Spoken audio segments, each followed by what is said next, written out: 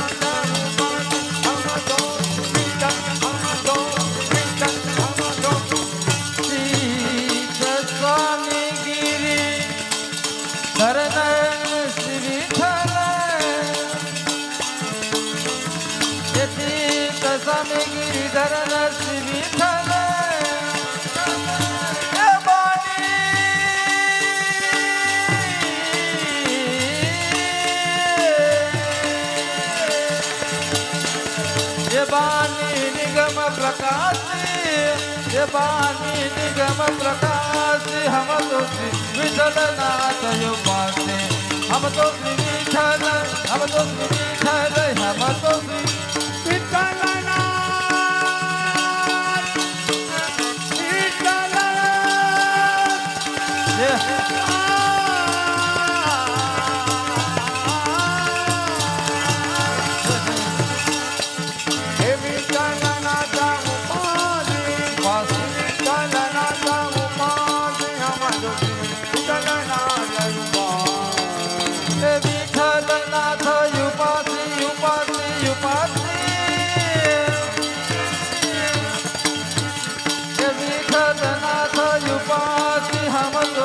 विठलनाथ विठलनाथ विठलनाथ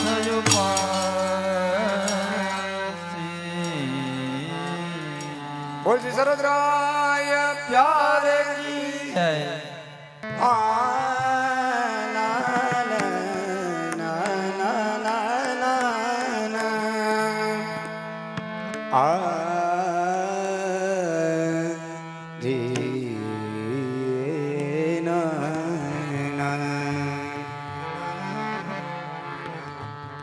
श्री वल्लभय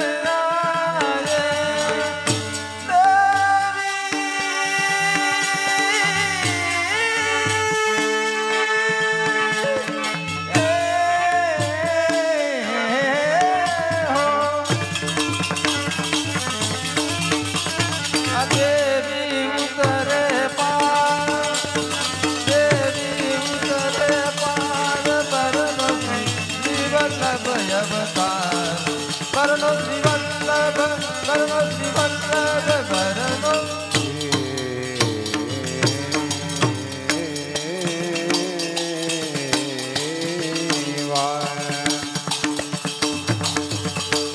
અરે સેવા ભજન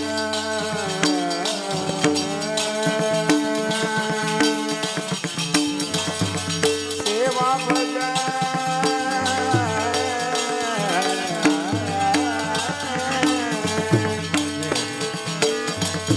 સેવા ભજન બતાય નિજ જન કો સેવા ભજન બતાય નિજ જન કો તે તો યમ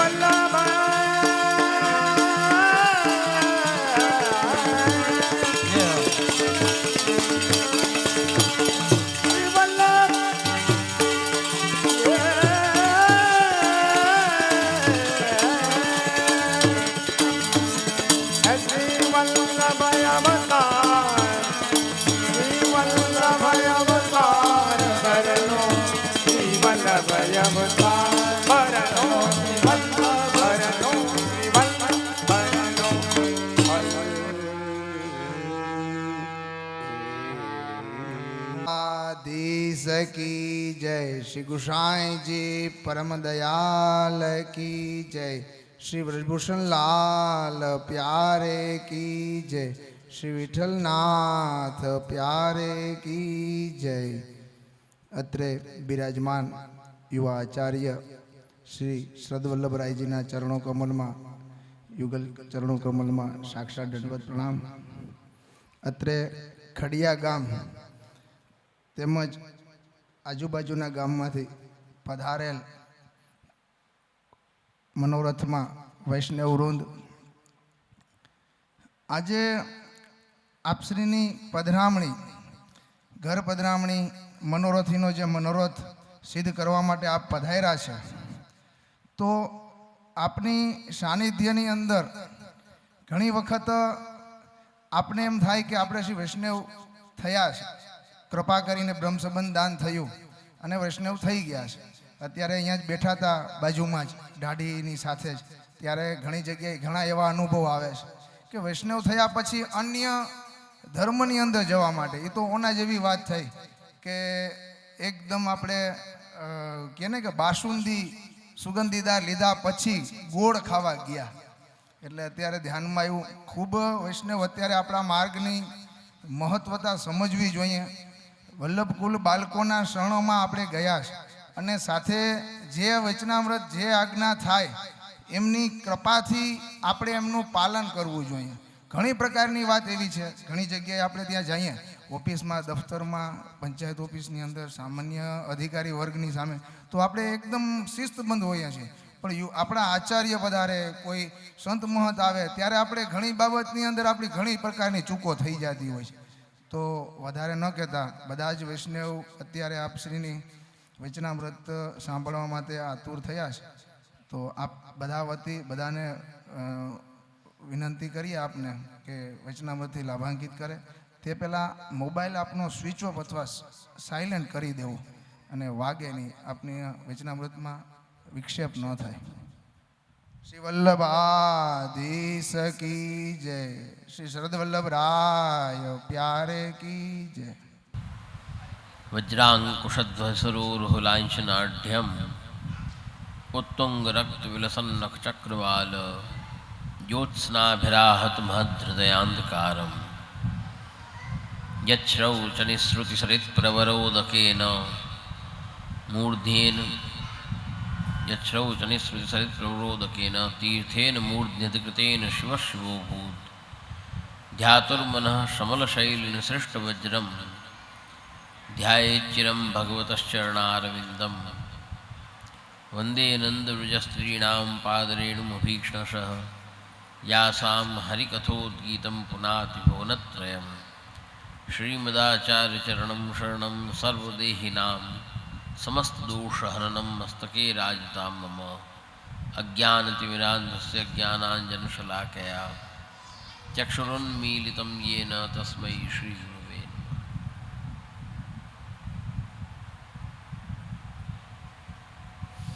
થઈ શકે બંધ.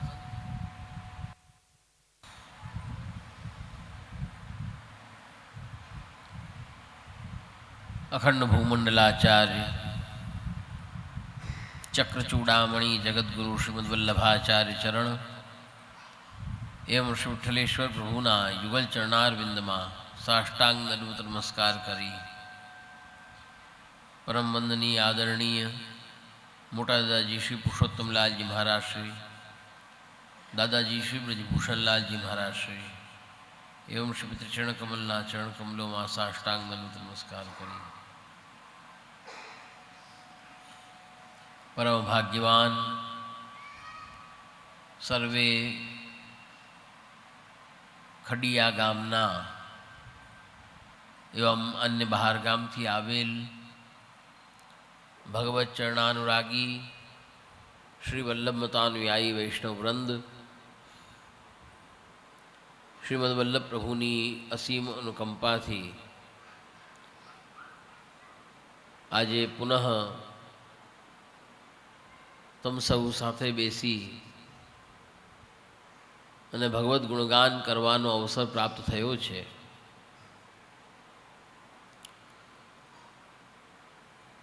વૈષ્ણવો,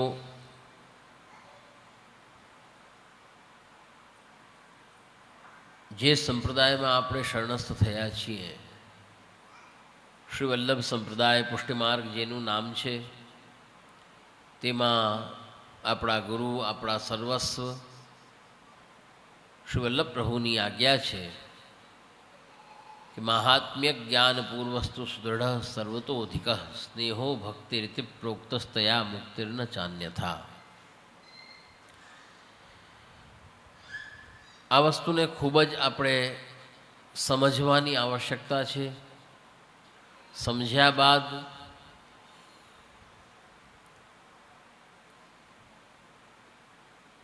તેનું આચરણ કરવાની આવશ્યકતા છે. સંપ્રદાયમાં શરણસ્થ બધા થાય છે, પુષ્ટિમાર્ગી જીવો બ્રહ્મ સંબંધ થાય છે, પુષ્ટિમાર્ગી જીવ થાય છે, પુષ્ટિમાર્ગમાં એનો પ્રવેશ થાય છે. ત્યારબાદ એ જીવન કેવી રીતે જીવી રહ્યા છે તે ખૂબ જ ધ્યાન દેવાની વસ્તુ છે અને ખૂબ જ આવશ્યકતા છે. તેના ઉપર આપણે વિચાર કરવો કે પુષ્ટિમાર્ગ શું છે, પુષ્ટિમાર્ગમાં કેવી રીતે જીવવું જોઈએ. એક વૈષ્ણવે પુષ્ટિમાર્ગી વૈષ્ણવ થયો ત્યારબાદ એનું આચરણ, એનું કર્તવ્ય શું હોવું જોઈએ. તેમાં ખૂબ જ સમજવા જેવી વસ્તુ જ્યારે આપણે વિચાર કરીએ કે આજની જે સૃષ્ટિ છે, જે જીવો આજના છે, તે જીવોને આગળ વધવું છે, સંપ્રદાયમાં મનોરથ કરે છે, એને લાભ લેવો છે, આનંદ કરવો છે, નથી કરવો એવું નથી, એમાં રુચિ ખરી. લગભગ બધી જગ્યાએ અમે જોઈએ છીએ, જ્યાં જ્યાં જવાનું અમારે થાય છે, રુચિ ખૂબ હોય છે. વૈષ્ણવોને ખૂબ એકત્ર થાય છે, ભેગા થાય, ભગવત સંકીર્તન ભગવત ગુણગાન થતું હોય ત્યાં બેઠા હોય, ઝૂમે, એનો આનંદ લે, એટલે કે માણે એમ. પરંતુ એને સમજે કેટલા છે? ખાલી તાલ ઉપર થિરકી જવું એ બસ નથી. એમાં શબ્દાવલી શું આવી, શું શબ્દો આવ્યા, ભગવદીઓએ શું ગાન કર્યું, શું કહ્યું, શું આજ્ઞા કરી, એ સમજવું એ આપણા માટે અત્યંત જરૂરી છે, એ અત્યંત આવશ્યક છે. આપણું કલ્યાણ કોણ કરશે? એ શબ્દાવલી, એ શબ્દો, એ વાક્યો, એ આપણું કલ્યાણ કરતા છે. બધાને આનંદ ખૂબ આવે, ઢાઢી લીલા હોય તોય આનંદ આવે, રાસ હોય તોય આનંદ આવે, કીર્તન હોય તોય આનંદ આવે. આનંદ ખૂબ લઈએ બધા, નથી લેતા એવું નથી.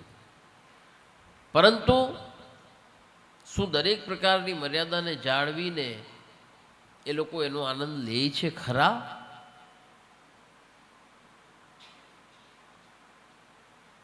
તો જો નથી મર્યાદાને જાળવી શકતા તો શા માટે નથી જાળવી શકતા એનો ક્યારેય આપણે વિચાર કર્યો ખરા? ત્યારે આપણને આ શ્રી આચાર્ય ચરણની પંક્તિનું સ્મરણ થાય કે માહાત્મ્ય જ્ઞાન પૂર્વસ્તુ દૃઢ સર્વતોધિક સ્નેહો ભક્તિ. વૈષ્ણવો ભગવત સંકીર્તન, ભગવત ગુણગાન, ભગવદ ભજન, પ્રભુનું ભજન, પ્રભુની સેવા, તે ભક્તિ છે. આ ભક્તિ માર્ગ છે, પુષ્ટિ ભક્તિ માર્ગ. પુષ્ટિ ભક્તિ માર્ગમાં જીવ તત્પર થાય, ખાલી રુચિ નહીં, પણ પુષ્ટિ ભક્તિ માર્ગમાં તત્પર થાય ને તેનું આચરણ કરતો થાય, એ પોતાનો કર્તવ્ય કરતો થાય. એ ક્યારે થઈ શકે? કે જ્યારે તેને પ્રેમ થાય. સ્નેહો ભક્તિ. આપ શ્રી આચાર્યચરણ આજ્ઞા કરે છે કે ભક્તિનું સ્વરૂપ શું છે? કે સ્નેહ. સ્નેહ જ ભક્તિ છે. દેખાવ નથી, પાખંડ નથી. ત્યાં પ્રભુથી સ્નેહ થયો તો જ ભક્તિ છે. અગર સ્નેહ નથી તો ભક્તિ નથી. પણ એ સ્નેહ કેવો, એ ભક્તિ કેવી આવશ્યક છે? કે માહાત્મ્ય જ્ઞાન પૂર્વસ્તુ. કેમ કે ભક્તિ, આ પ્રેમ જે છે, પ્રેમની સ્થિતિ એવી હોય છે કે જ્યાં સુધી એના મહાત્મ્યનું જ્ઞાન ન હોય તો એ ભક્તિ સુદૃઢ ન થાય. ભક્તિ સુદૃઢ જોઈએ, પ્રેમ સુદૃઢ જોઈએ. આજે છે કાલે નહીં એવું નહીં. ઘણીવાર આપણે જોતા હોઈએ, ઘણા જીવો એવા હોય છે કે માર્ગમાં ખૂબ એકદમ અંદર ઊંડા ઉતરી ગયા હોય, ખૂબ તત્પર થયા હોય, ખૂબ આયોજનમાં ભાગ લેતા હોય, પછી કંઈક એવું અચાનક થઈ જાય અથવા દુસ્સંગ લાગી જાય, જે કંઈ થઈ જાય, બની જાય, અને એ માર્ગમાંથી એકદમ વિખૂટો થઈ જાય, વિખૂટો પડી જાય, કોઈ આયોજનમાં ન દેખાય. આપણને આશ્ચર્ય થાય, ઘણીવાર પ્રશ્ન થાય, પૂછાય કે અરે ઓલા ભાઈ તો ખૂબ આવતા, જે હવે તો એ બીજા પંથમાં વયા ગયા. અરે આટલું આવતા, આટલું બધું કરતા, કેમ કરતા વયા ગયા? એ પણ માણતા હતા ને, પણ કારણ શું છે? દૃઢતા નથી. સુદૃઢ જેને કહેવાય, દૃઢતા જે કહેવાય, એ દૃઢતા જ્યાં સુધી ના આવે ત્યાં સુધી એની સ્થિતિ એવી રહે કે ક્યારેય પણ એમાં પરિવર્તિત એનું મન થઈ શકે. મન પરિવર્તિત ક્યારે ન થાય, મન ક્યારે જઈને ચોંટી જાય? જો પ્રેમનો આભાસ અને પ્રેમ બંને વસ્તુ અલગ છે, પૃથક છે. ક્યાંક પ્રેમનો આભાસ થાય, જેને આપણે પ્રેમ માનીને બેસી જઈએ, એ પ્રેમનો આભાસ હોય છે. જ્યારે પ્રેમ થઈ જાય પ્રભુથી, ભગવાનથી પ્રેમ થઈ જાય, પછી એમાં બીજી વાત ના આવે. પણ આભાસ હોય પ્રેમનો તો બને કે પરિવર્તિત થઈ જાય, તેને બીજું કંઈક વધારે દેખાઈ જાય. જોકે સર્વગુણ સંપન્ન, સર્વભુવન સમર્થ, સર્વતંત્ર સ્વતંત્ર સ્વામી છે આપણા, એમાં કંઈ ખૂટતું નથી, કંઈ ઘટતું નથી. એવા પ્રભુ શ્રી આચાર્ય ચરણે કૃપા કરીને આપણને બતાવ્યા છે, એવા ગુરુ આપણને બતાવ્યા છે, એવા પ્રભુ આપણને ગુરુએ બતાવ્યા છે, શ્રી વલ્લભ પ્રભુએ. પણ તો પણ ત્યાંથી આપણું મન પરિવર્તિત થઈ જાય અન્ય સ્થાને, એ ક્યારે બની શકે? કે જ્યારે દ્રઢતા ન હોય. દ્રઢતા ક્યારે આવે? કે જ્યારે વિશ્વાસ થાય. વિશ્વાસથી જ દ્રઢતા આવે. વગર વિશ્વાસે ક્યારેય દ્રઢતા ન થાય. બહુ જ સમજવા જેવી વસ્તુ તમને સમજાવું. લૌકિકની અંદર લૌકિક દાખલો, લૌકિક દૃષ્ટાંત આપણે જ્યારે વિચાર કરીએ કે એક પતિ અને પત્નીનો સંબંધ છે, એ પણ ક્યારે દ્રઢ થાય? જ્યારે એકબીજા પ્રત્યેનો વિશ્વાસ કાયમ થાય. જો વિશ્વાસમાં ત્રુટિ રહે, ક્ષતિ થાય, જો રંચક અવિશ્વાસ આવે તો શું સંબંધ દ્રઢ થાય? તમે જ જવાબ આપો. લૌકિકની અંદર આપણે પતિ પત્નીનો સંબંધ છે, એને જ તમે જુઓ. કોઈ પણ સંબંધ લઈ લ્યો, આ તો પતિ પત્નીનો સંબંધ હું તમને કહું છું. ચાહે પિતા પુત્રનો સંબંધ હોય તો પણ એ જ વાત છે. પુત્ર જો યોગ્ય રસ્તે ન ચાલતો હોય, પિતાની અપેક્ષાએ પુત્ર ન ઉતરતો હોય, પિતાની અપેક્ષાએ પૂર્ણ ન ઉતરતો હોય, તો એક સ્થિતિ એવી આવે, એક સમય એવો આવે કે પિતા એના ઉપર વિશ્વાસ ના કરે. નથી હોતા એવા છોકરા?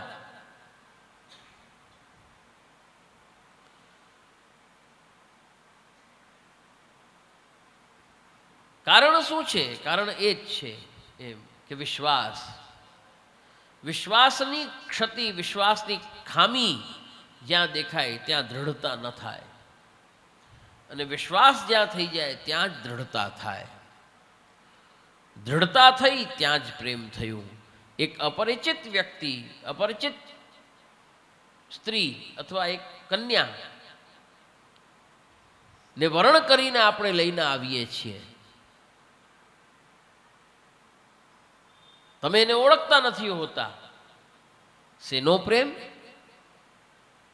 કેવો પ્રેમ? જેને આપણે ઓળખતા નથી એની સાથે પ્રેમ કેમ થાય? થઈ જ ન શકે ને. એટલે જેથી લગ્ન થાય તેથી પ્રેમ ન હોય, પણ ધીરે ધીરે એ જ જોડું, જેમ જેમ વર્ષો વીતતા જાય પછી પરિસ્થિતિ એ લોકોની કેવી હોય, એ બે જણાની, બે વ્યક્તિની, ધીરે ધીરે એકબીજાનું કેટલું ધ્યાન રાખે, એકબીજાનું કેટલું વિચારે, એકબીજા માટે કેટલા તત્પર હોય. તમે સમજો આ વસ્તુને. આપણા જીવનમાં આપણે જીવીએ છીએ, આપણને ખબર છે આ વાત. જેથી લગ્ન થયા તેથી આપણી ભાવનાઓ આપણી પત્ની પ્રત્યે કેવી હતી ને પત્નીની ભાવનાઓ આપણા પ્રત્યે કેવી હતી, ને એ જ વસ્તુ આ 30 વર્ષ પછી, 40 વર્ષ પછી કેવી હોય છે. એ સંબંધ કેટલો દ્રઢ થાય છે, આપણને કેટલો એના ઉપર વિશ્વાસ હોય છે, ને ત્યારે જ એ પ્રેમ. એ તો ઠીક છે, એ તો ક્ષુલ્લક છે, એ તો લૌકિક પ્રેમ છે, એનું કોઈ મહત્વ નથી. પણ તો આ તો હું તો દ્રષ્ટાંત આપું છું, માત્ર તમને સમજવા માટેની વાત છે કે લૌકિકમાં પણ જે પ્રેમ છે એ પ્રેમના માટે દૃઢ વિશ્વાસ, દૃઢતા અને વિશ્વાસની આવશ્યકતા હોય છે. ત્યાં જો વિશ્વાસ તૂટે તો ભલે આખો જીવન સાથે રહે બંને માણસ, પણ એ પ્રેમ ન થાય એકબીજાને. પણ જો વિશ્વાસ કાયમ રહીએ એકબીજાનો તો પ્રેમ સદૈવ એને થઈ જાય એનાથી. ભલે એ લૌકિક હોય પણ થાય છે ને. શ્રી આચાર્ય ચરણ કૃપા કરીને એ જ બતાવે છે આપણને, એ જ જ્ઞાન કરાવે છે કે સ્નેહ છે એ ભક્તિ છે. એ ભક્તિ ક્યારે થઈ શકે કે જ્યારે દૃઢતા, તમારી દૃઢતા, વિશ્વાસ. એ વિશ્વાસ કેમ આવે? જ્યારે સ્નેહને સમજી, સ્નેહ કેમ આવે, સ્નેહ કેમ થાય કે ભાઈ વિશ્વાસથી થાય, દૃઢતા, દૃઢ વિશ્વાસથી થાય. એમ જ્યારે વિશ્વાસ સુદૃઢ થાય તો ભક્તિ થાય, તો પ્રેમ થાય. તો વિશ્વાસ સુદૃઢ કેમ થાય? ત્યારે સમજવાની વાત છે કે મહાત્મ્ય જ્ઞાનપૂર વસ્તુ. મહાત્મ્ય જ્ઞાન એવી વસ્તુ છે કે જેનાથી સુદૃઢ વિશ્વાસ એ જીવને ભગવાનમાં આવે. જેની ખામી આજે, જેને કહેવાય કે આપણે પૂર્ણતયા છે, જેને આપણે કહી શકીએ કે પૂર્ણતયા જો જીવોની અંદર ખામી હોય તો આ વસ્તુની છે. કોઈને કોઈ પ્રકારના મહાત્મ્યનું જ્ઞાન નથી. બસ ભગવાન કૃષ્ણ છે, ગોવર્ધનધર છે, ભગવાન છે, બસ માત્ર એટલું જ. ભગવાન સર્વભુવન સમર્થ છે બોલે છે, માનતો નથી. ભગવાન સર્વતંત્ર સ્વતંત્ર છે બોલે છે, માનતો નથી. ભગવાન સર્વત્ર છે બોલે છે પણ માનતો નથી. જો અગર માનતો હોત માણસ તો અપરાધથી, પાપથી એને ભય લાગત, એને બીક લાગત. પણ આ જ પરિસ્થિતિ આપણી આ છે, આપણે એનાથી નથી બીતા, અપરાધથી, ભયથી નથી બીતા.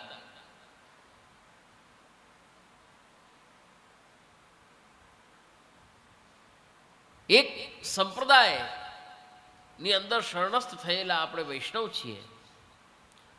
આપણી મર્યાદા છે. ભગવાનનું મહાત્મ્ય છે, બતાવ્યું છે એટલા માટે જ કે ભગવાન કોણ છે, ભગવાનમાં ને આપણામાં શું ભેદ છે. ભગવાનનું મહાત્મ્ય સમજવું કેમ જરૂરી છે કે તમે તમારા જેવા ભગવાનને ન માની લો. ભગવાનને સામાન્ય વ્યક્તિ ન ગણો. ભગવાન વિશિષ્ટ છે, ભગવાન કંઈક અનેરા છે.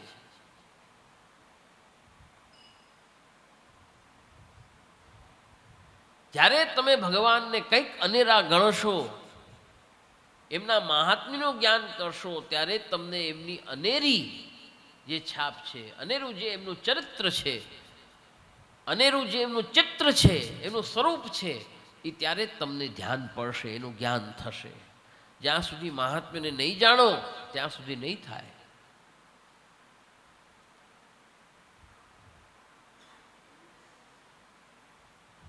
એટલે જેમ ભગવાન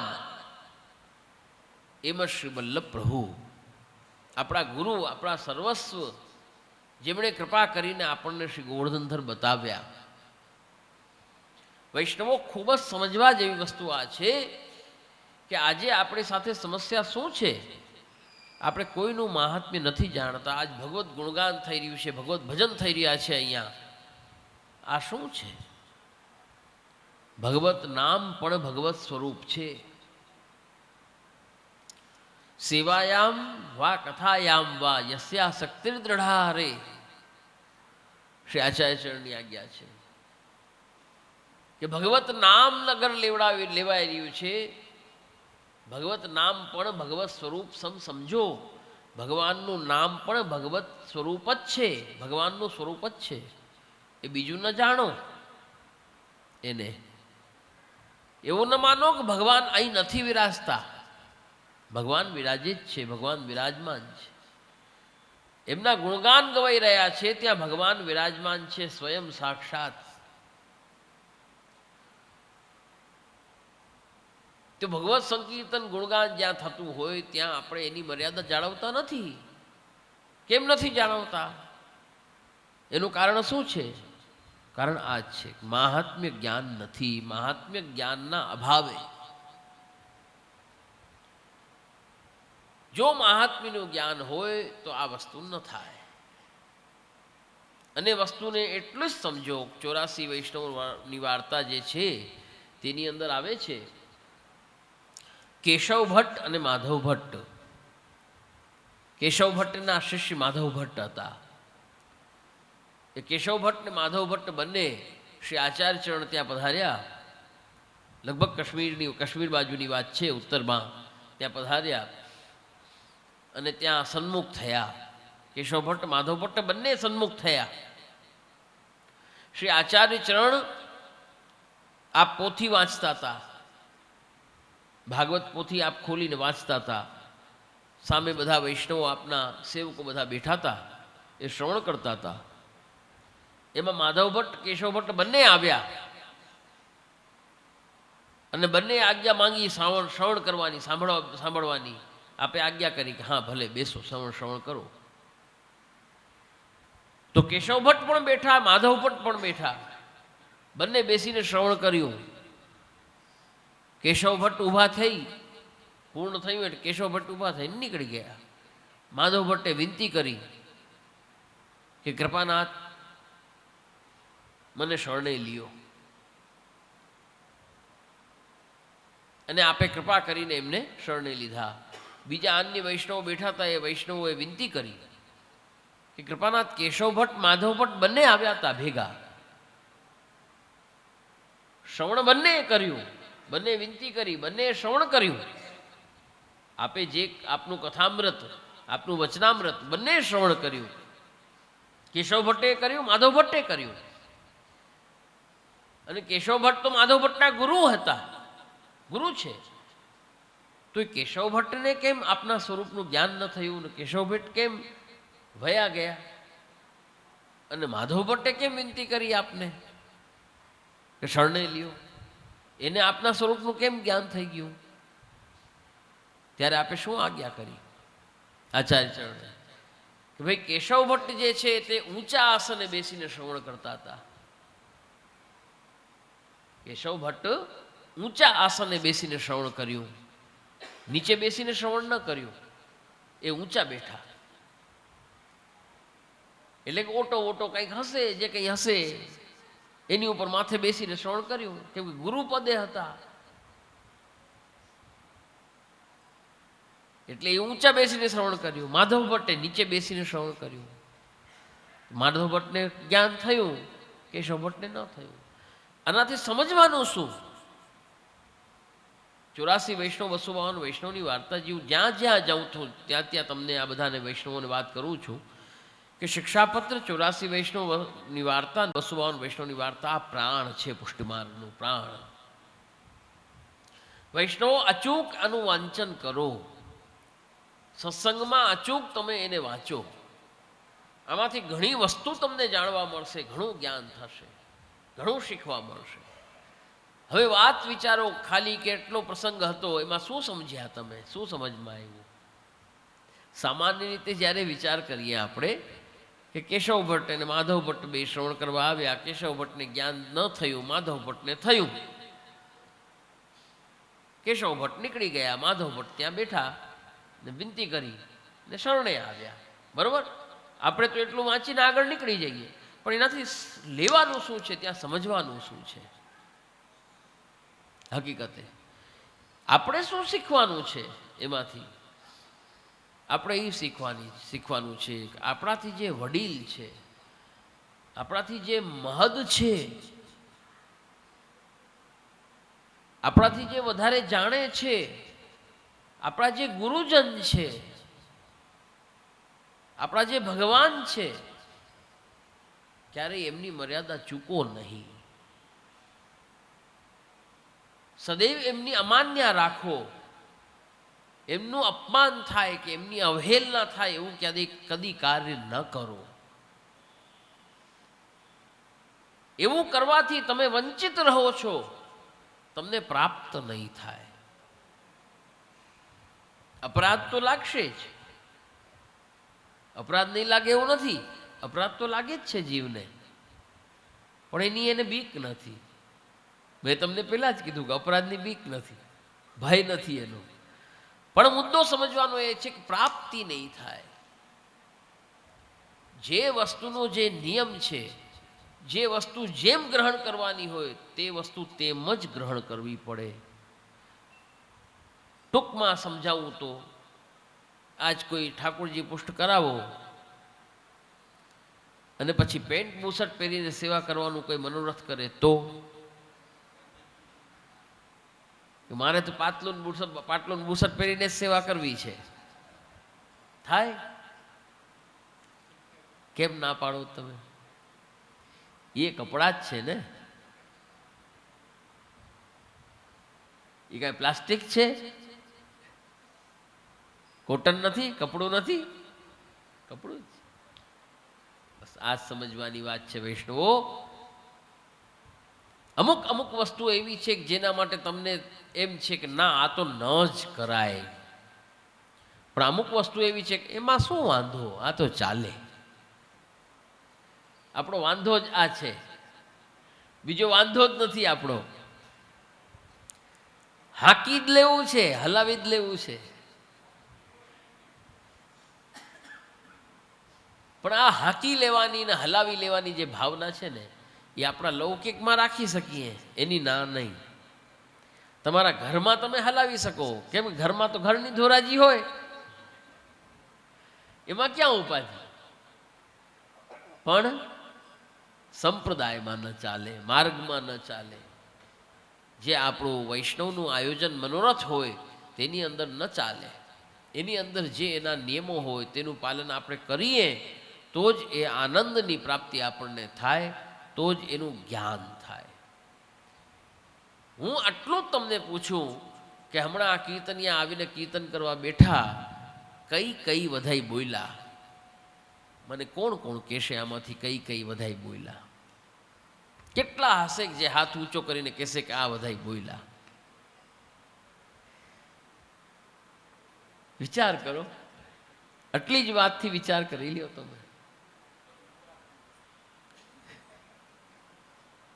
હે પછી નહીં, છેલ્લી વધાઈમાં તું આવી ગયો તો, છેલ્લી વધાઈ પૂરી થતી ત્યારે તું આવી ગયો તો. જોઈ લે. એટલે તોય કઈ વાંધો નહીં. મારું એમ કહેવાનું છે, હું એમ નથી કહેતો 100% એવા છે, એમ નથી કહેતો હું, પણ મારું દુઃખ એક જ છે, આ હૃદયનું દુઃખ કહું છું કે તમે જેટલો સમય રહો એટલો સમય તો એમાં ઓતપ્રોત રહો. એમ આપણે ક્યાં 24 કલાક આમાં દઈ દઈએ છીએ, ક્યાં 360 દિવસ આપણે આમાં દઈ દીધા છે? આપણે વેચાઈ નથી ગયા આ સંપ્રદાયને. વેચાઈ જઈએ તો થોડું શું જોઈ.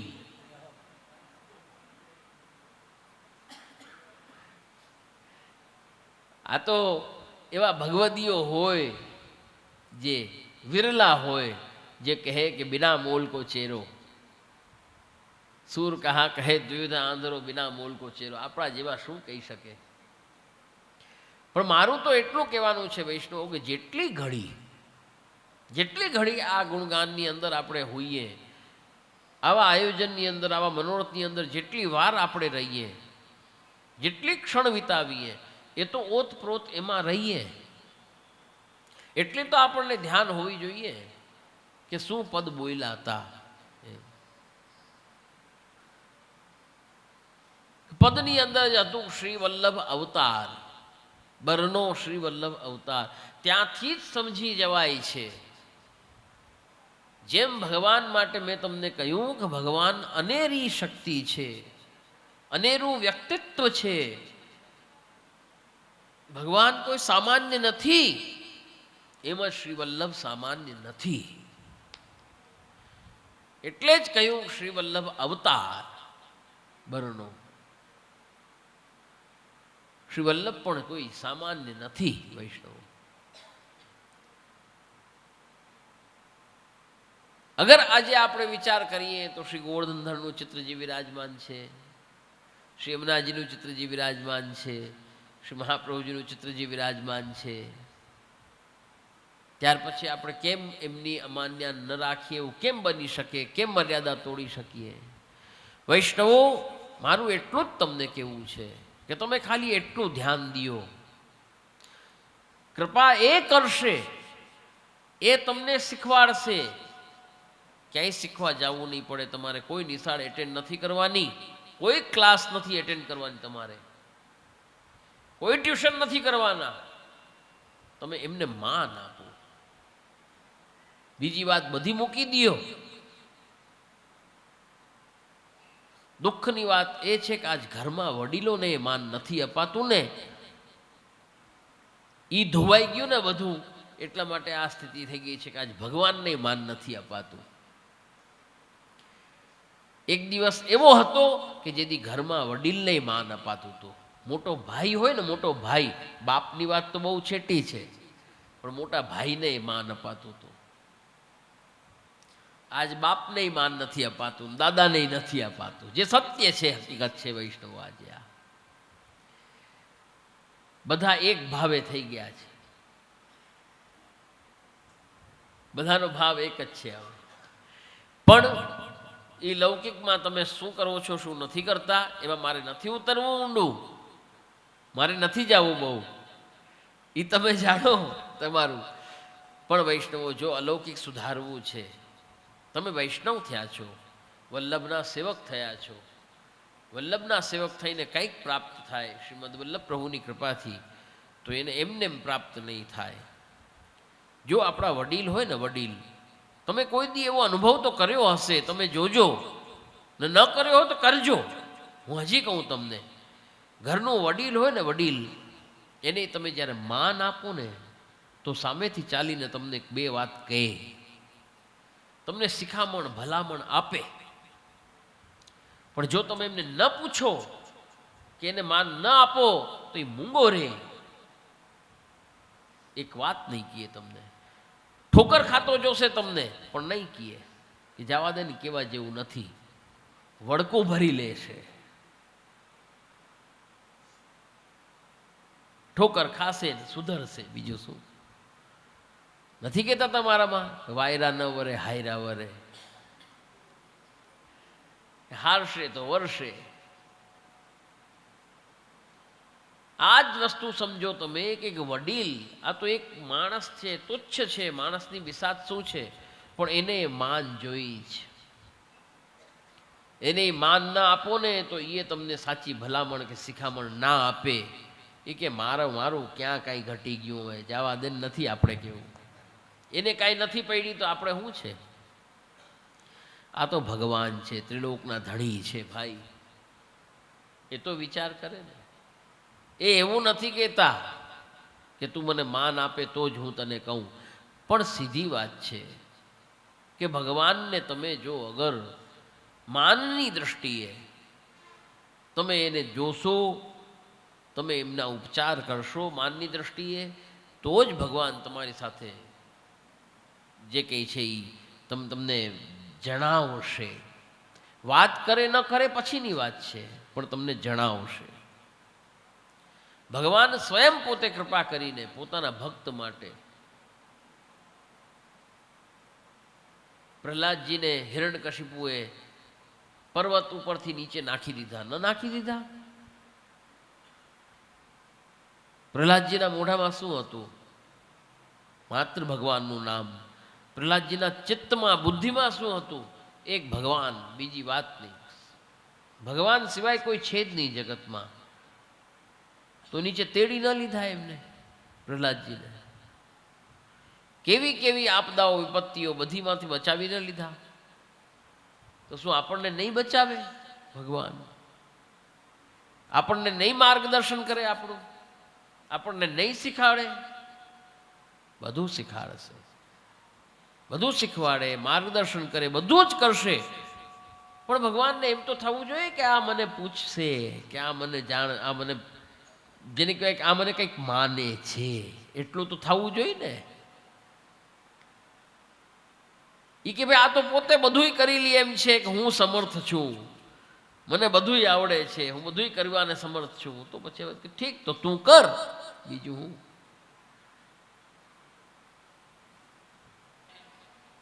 શ્રી વલ્લભની કૃપાથી આવો માર્ગ આપણને પ્રાપ્ત થયો છે.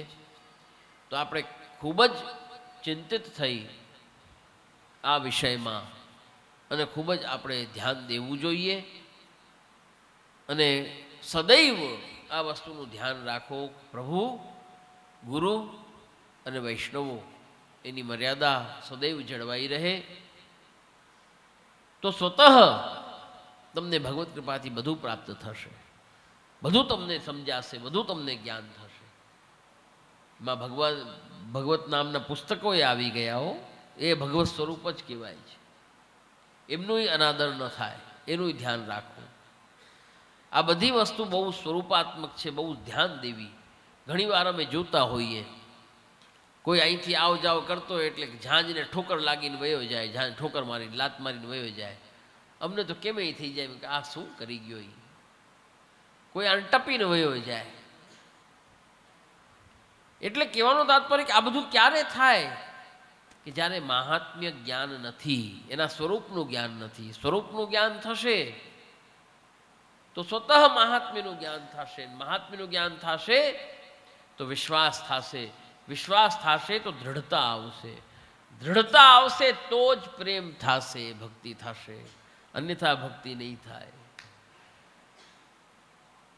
એટલે ભક્તિ ને પ્રેમ માટે જરૂરી છે મહાત્મ્ય જ્ઞાન. ખાલી ઝૂમી લેવાથી કાંઈ થતું નથી વૈષ્ણવો. એટલે વિશેષ ધ્યાન દો, ભગવત ચરણારવિંદમાં ચિત્ત રાખી ભગવદ્ ગુણગાન, ભગવત સેવા કરતા રહો અને આપણે શું કરવાનું છે ને કેવી રીતે કરવાનું છે તેની સંભાળ લેતા રહો. જો ધ્યાન ન પડે તો ગુરુદેવને વિનંતી કરો. કેમ નથી કરતા? તમને કોણે ના પાડી? કે દિવસે કોણે ના પાડી તમને? પણ વિનંતી કરવા કોઈ આવો છો? કોઈ માર્ગની બાબતે કંઈ પૂછવા આવો છો? કેમ નથી આવતા? આજ ભેંસ દૂધ ન દેતી હોય તો પૂછવા આવો કે નહીં? જે આટલો સમય થઈ ગયો પણ આ ભેંસ દૂધ નથી દેતી, જે આ છોકરાનું થતું નથી, એ પૂછવા તો આવી જાઓ છો. કોક દી માર્ગની વાતે પૂછવા આવો, સંપ્રદાયનું પૂછવા આવો. અમે એવી અપેક્ષા રાખીએ ને અમારા સેવકોથી કે કોક દી તો એવી વાત પૂછવા આવશે ને અમને. તો વૈષ્ણવો, બને એટલો પ્રયાસ કરો કે જે સંપ્રદાય આપણને પ્રાપ્ત થયો છે એમાં કંઈક આપણે આચરણ કરી શકીએ. વિશેષ ન કહીને મારા વખતને મૈત્રી વિરામ આપીશ.